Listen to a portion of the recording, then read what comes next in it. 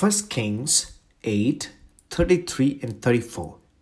When your people Israel have been defeated by an enemy because they have sinned against you, and when they turn back to you and give praise to your name, praying and making supplication in this temple, then hear from heaven and forgive the sin of your people Israel and bring them back to the land you gave to their ancestors.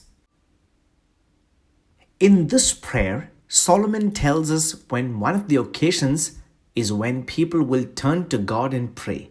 He also tells us one of the reasons for the failure of war. We can also see the need to examine ourselves when we are defeated.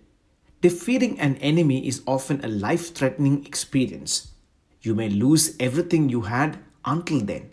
You may lose your pride and live in humiliation. You may have to live as a slave, unable to experience anything that is yours. It is not easy to get out of that slavery. Therefore, we must try not to lose in battles. But one of the main reasons why God's people lose is sin. When they sin, they distance themselves from God, lose God's presence, and lose God's protection. There is no shortcut other than recognizing their sin, repenting, confessing it to God, and forsaking it. Only true repentance can bring us back into relationship with God.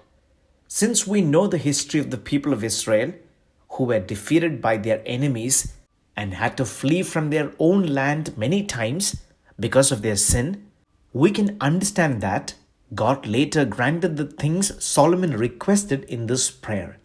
Although they returned after the Assyrian, Babylonian, and Persian exiles, they were later driven to various parts of the world by the Roman emperors.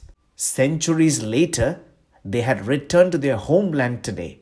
This shows that prayers are answered even after centuries. May God bless you.